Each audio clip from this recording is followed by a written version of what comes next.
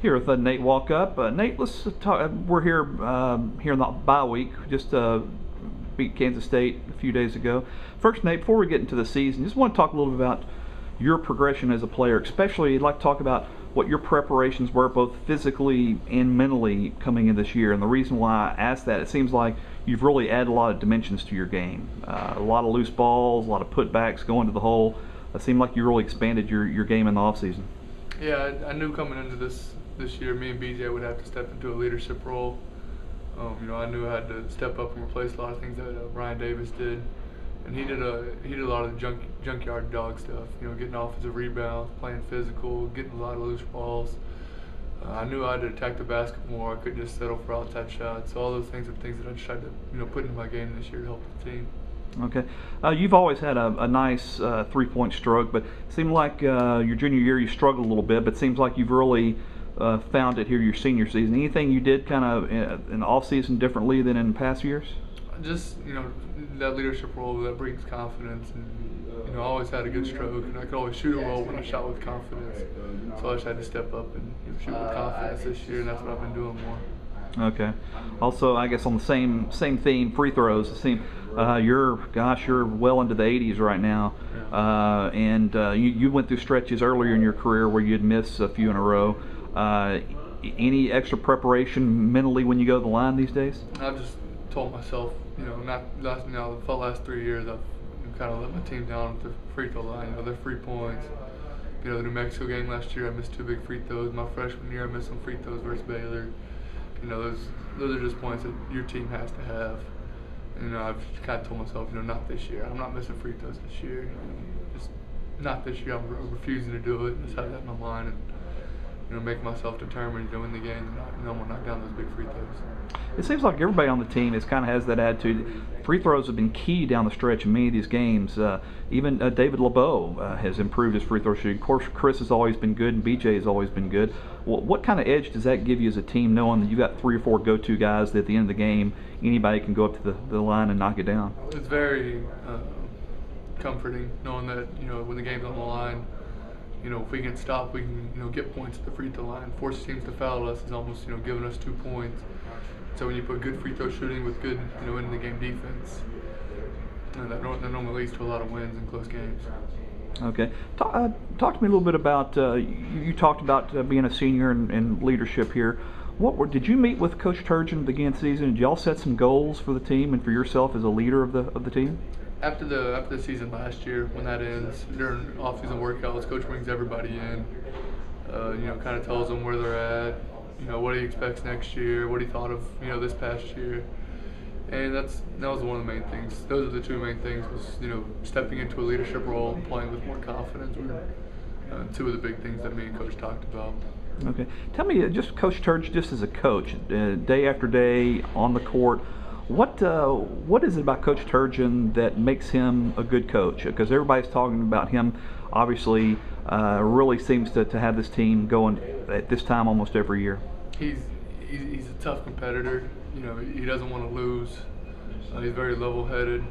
He doesn't get too excited about a number in front of us, and he doesn't get too down whenever we lose. Very level-headed.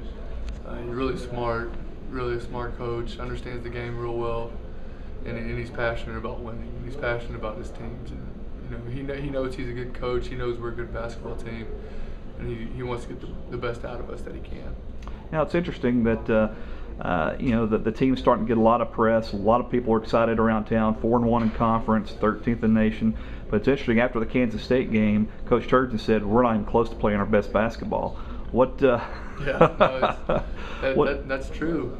We haven't put together, I don't think all year, really good offensive game where we shoot the ball well, we execute really well with a good defensive game.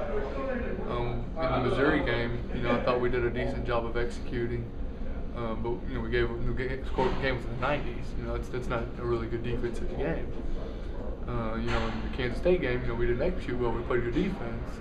So we have to find that that medium where we play really good defense, and we're executing at a high level, and we're making shots. We're not turning the ball over 13 times in one half. When we start playing smarter and tougher, and executing better, you'll see big strides on the offensive end. But we can't forget about our defense. That's one thing that's kind of been disappointing these last few games. Teams are shooting close to 50% against us, and that's not going to cut it in the Big 12. So we got to put a solid defensive effort together with great execution with the shot making ability. Then you'll see this team really grow into its own, really blossom into a really great team. For you personally, what would you like to really add to the rest of the season? What are some things you think you can step up on? I think I need to make more shots. I haven't made a three of these last 2 or 3 games. I just need to be more active. Let's see, I need to not turn the ball over. I think my assist to turnover ratio is about 1-to-1, so I can't turn the ball over as much. But just continue to teach the young guys. I think it's a really big thing for me. We got a lot of young guys who help us out a lot. Courtney and Ray, they're just 2 bigs who play my position as well. If I can keep, pulling them along, they're going to help us tremendously. They're awesome players, great athletes, and I just got to continue to be a role model and continue to be in the right spot and to execute, to bring more to this team, emotionally, physically, and statistically. I know a lot of people look at an off week, will say, it's time to rest. Not sure there's time to heal, but also this can be a productive time to work on some things. Tell me how important an off week here in the middle of the Big 12 is. It's huge. These past 5 games, there's been things that we haven't done well. We haven't executed well. So this week we're going to work a lot on execution. We did yesterday. We're going to do it today. We're going to work a lot on defense, and it's not.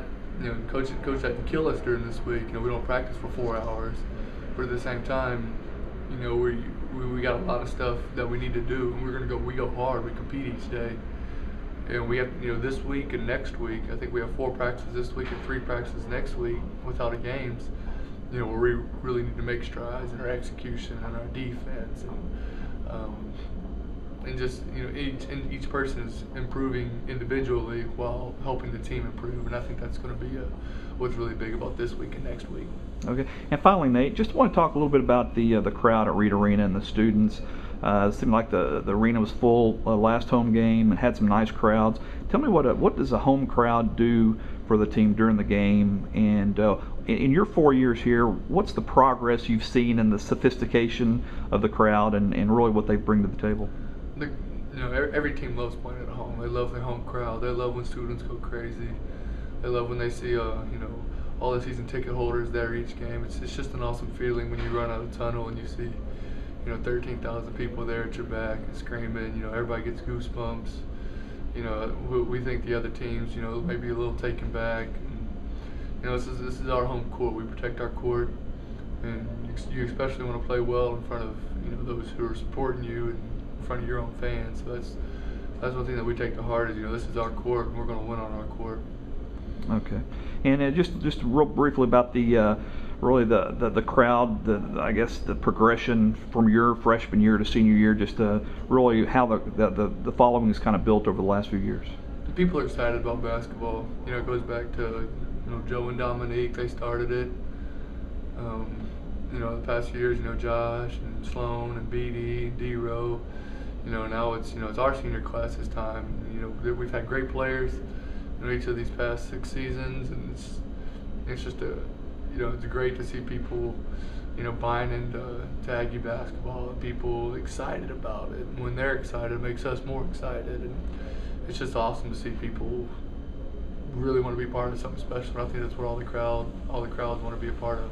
Great, thanks for your time, Nate. Appreciate it.